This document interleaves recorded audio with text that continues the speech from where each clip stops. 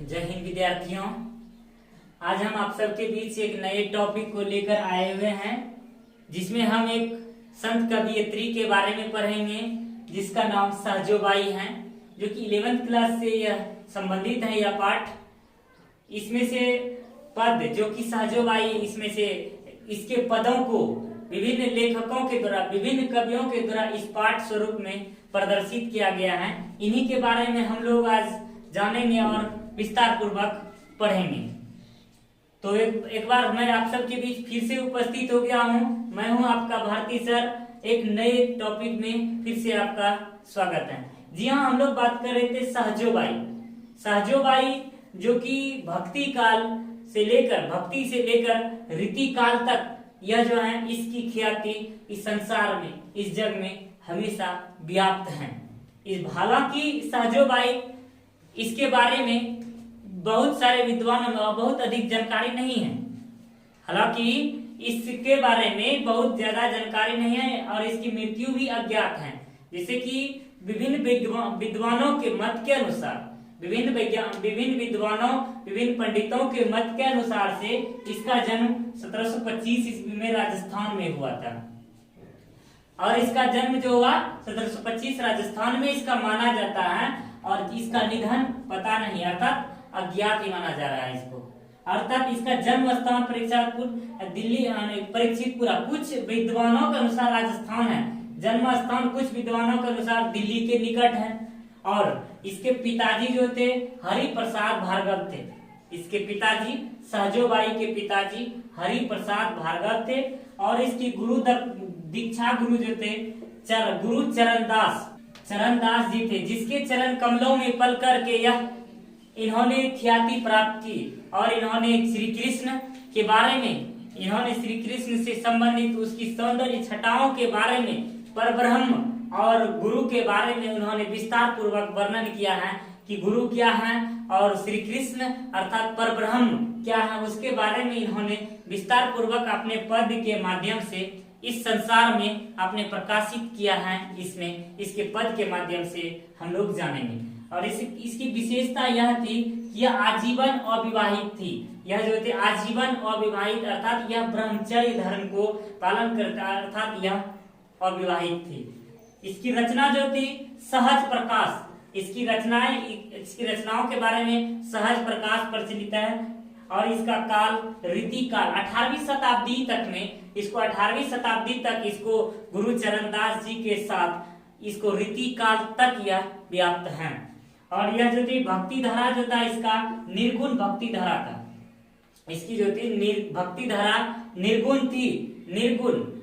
सब इसके बारे में विशेषताओं को हम लोग जाने तो यह निर्गुण भक्ति धारा और सगुण धारा। जैसे भक्ति धारा दो प्रकार के होते हैं, भक्ति धारा निर्गुण और सगुण, निर्गुण और सगुण भक्ति धारा। तो यह निर्गुण भक्ति धारा में व्याप्त थी, यह निर्गुण भक्ति धारा को मानती थी। तो इन्होंने वर्णन दोनों तरीके से किया, निर्गुण और सगुण दोनों भक्ति धाराओं को प्रकाशित किया है। तो यह इस पाठ में सहजोबाई के पद स्वरूप में प्रकाशित किया गया है। सहजोबाई जो थी, सहजोबाई संत कवयित्री थी। हिंदी के भक्ति काव्य का प्रभाव, सहजोबाई संत कवयित्री थी। हिंदी में भक्ति काव्य का प्रभाव, भक्ति काल के भी बात चलता आ रहा है इसका। जैसे कि हिंदी क्षेत्र में लोक सभाओं में वह बहुत हद तक चलता रहा। हिंदी लोक सभाओं में यह बहुत हद तक चलता रहा। सहजोबाई और उसके गुरु संत चरणदास, सहजोबाई और उसके गुरु संत कवि चरणदास की उपस्थिति में 18वीं शताब्दी में हिंदी साहित्य से लेकर रीति काल तक चलता रहा था। भक्ति के निर्गुण और सगुण दोनों भाव में से यह प्रवृत्ति युगों में भी चलते रहे। कहता है कि भक्ति धारा जो है, निर्गुण और सगुण दोनों भक्ति धाराएं इस युगांतर तक की प्रवृत्ति में चलते आ रहे हैं। सहजो निर्गुण ज्ञानाश्रयी थी, सहजोबाई जो थी निर्गुण ज्ञानाश्रयी थी। और भक्ति के अंतर्गत आती थी। यह जो थी निर्गुण ज्ञानाश्रयी भक्ति के अंतर्गत यह आती थी। सहजोबाई के जीवन के बारे में तथ्यों में विशेष जानकारी तो नहीं है, विभिन्न मतों के अनुसार इसके बारे में विशेष जानकारी नहीं है।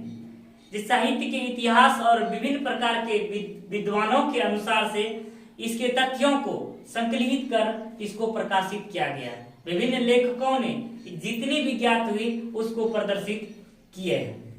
कहते हैं स्वयं सहजोबाई ने अपने बारे में इतनी सूचना दी है कि सहजोबाई के बारे में इतनी सूचना स्वयं अपने से दिए हैं। कहते हैं हरि प्रसाद की नाम सुता है सहजोबाई। कहता है हरि प्रसाद की नाम सुता है सहजोबाई, अर्थात हरि प्रसाद, हरि भगवान श्री कृष्ण की पुत्री का नाम है सहजोबाई। और दूसर कुल में जन्म सदा गुरु चरणन सहाई, अर्थात यह दूसर कुल में जन्म, यह जो है हरि प्रसाद का जन्म, हरि प्रसाद की पुत्री का नाम है सहजोबाई। दूसर कुल में जन्म लेकर गुरु चरणन होए सहाय, गुरु चरणन सहाय, अर्थात यह जो हरि प्रसाद के पुत्री के रूप में जन्म हुआ, दूसर कुल में जन्म लेकर गुरु के चरण में अर्थात गुरु की शरण में ही अपना जीवन व्यतीत किया। इसीलिए इन्होंने अपने स्वयं अपना वर्णन किया। कहते हैं हरि प्रसाद की नाम, हरि प्रसाद की सूता नाम है सहजोबाई। दूसर कुल में जन्म सदा गुरु चरणन सहाय, यह हमेशा सदा गुरु की चरण में ही अपना जीवन व्यतीत किया और हमेशा यह बचपन से ही यह गुरु के शरण में ही यह स्थापित रही। कुछ विद्वानों के अनुसार इसका जन्म स्थान राजस्थान में माना जाता है, राजस्थान में इसका जन्म स्थान माना जाता है। और वहीं से आपने गुरुचरण दास जी के साथ दिल्ली आकर के बस गई और वहीं से जो हुई ये गुरुचरण दास जी के साथ दिल्ली में आकर के बस गई।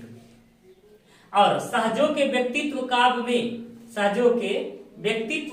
में भक्ति अलग अलग ध्यान आकृष्ट करते हैं। गुरु के ये जो है सहजों के व्यक्तित्व काव्य, अपने व्यक्तिगत जो काव्य लिखे हैं इनमें से गुरु की अटूट भक्ति के बारे में इन्होंने ध्यान आकृष्ट करते हैं। गुरु के बारे में यह विशेष रूप से ध्यान आकृष्ट करती है।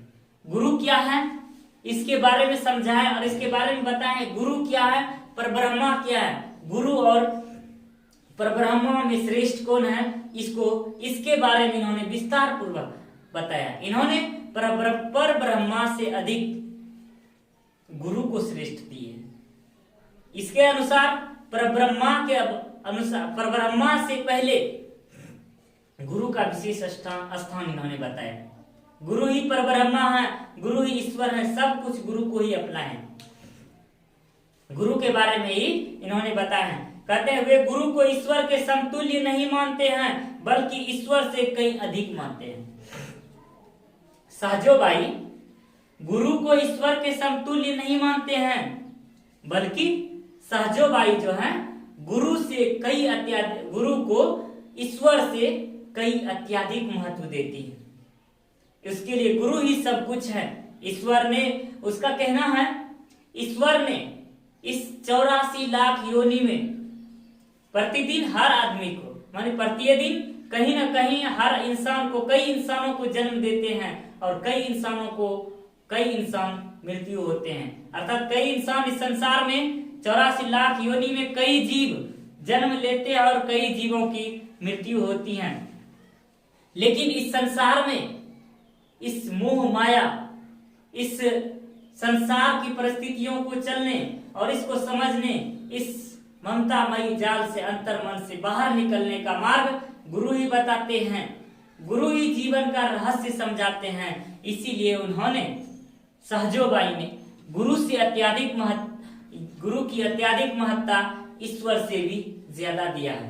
कहते हैं उसके पद्य में कहा गया, उसके लिखित पद्यों स्वरूप में कहते हैं राम जपूं राम तजू पै गुरु न बिसराऊं, राम तजू पै गुरु न बिसराऊं, गुरु के सम हरि को न निहाऊं। कहता है राम को मैं भूल जाऊंगी, कहता है राम को भूल जाऊं पर गुरु को ना भूलूं। कहता है हे परम पिता परमेश्वर, राम श्री कृष्ण को भूल जाऊं पर गुरु को कभी ना बिसराऊं, गुरु को कभी ना बिसराऊं, गुरु के सम हरि को न निहाऊं। कहता है गुरु के सम हरि को न निहाऊं, कहता है गुरु के समान हरि, हरि जो उसके पिताजी थे, कहते हैं कि गुरु के सम हरि को न निहाऊं। यह जो थे गुरु के समान हरि अर्थात श्री कृष्ण को कभी निहारता नहीं है, गुरु के समान, उसको किसी प्रकार उससे अत्याधिक महत्व गुरु को देते हैं। कहते हैं चरण दास पर तन मन वारूं, गुरु न तजूं हरि को तजी डारूं। कहता है चरण दास पर तन मन वारूं, गुरु न तजूं हरि को तजी डारूं। कहता है गुरु जी चरण दास जी पर अपना तन मन धन, अपने गुरु जो थे सहजोबाई जी के गुरु, कहते हैं उस पर मैं अपना तन मन धन सर्वस्व बार दूं, सब कुछ निछावर कर दूं, लेकिन मैं आपको भूल जाऊं। हरि से कहते हैं, श्री कृष्ण से कहते हैं गुरु न तजूं हरि को तजी डारूं। कहता है आपको मैं तज दूं लेकिन गुरु को कभी नहीं तजूं। इस श्लोक इस पद के माध्यम से उन्होंने गुरु की विशिष्टता और मध्यस्थता पर प्रकाशित किए हैं। कहते हैं सहजोबाई ने अपना संपूर्ण जीवन गुरु और ईश्वर की भक्ति के माध्यम से समर्पित कर दिया। सहजोबाई ने अपना संपूर्ण जीवन गुरु और ईश्वर की भक्ति को समर्पित कर दिया, ईश्वर की भक्ति को समर्पित कर दिया। संसारिकता के विराग, नाम जप और निर्गुण सगुण ब्रह्म के से अभेद भाव सहजोबाई की विशेषता है। इसकी विशेषता यह है कि यह संसारिकता के विराग, जात पात, नाम जप, निर्गुण सगुण ब्रह्म से अभेद है, ब्रह्म से अभेद भाव सहजोबाई की विशेषता है। ये जो है सब चीज से अभेद भाव है, अर्थात किसी प्रकार का जो है ना भेदभाव से रहित होकर यह उसको मानती है। संसार का विराग, नाम जप और ब्रह्म में अभेद भाव, उसके नाम का जपना, ब्रह्मा में अभेद भाव, यानी किसी प्रकार पर ब्रह्म मतलब ईश्वर और गुरु के बीच में अभेद भाव, किसी प्रकार का भेदभाव किए बगैर उसकी प्रमुख विशेषता है। ज्ञान आधारित प्रेम भक्ति, ज्ञान आधारित प्रेम भक्ति सहजों में अविचलित संकल्प, कहते हैं अविचल संकल्प और समर्पण की स्प्रेयर में शक्ति प्रकट होती है।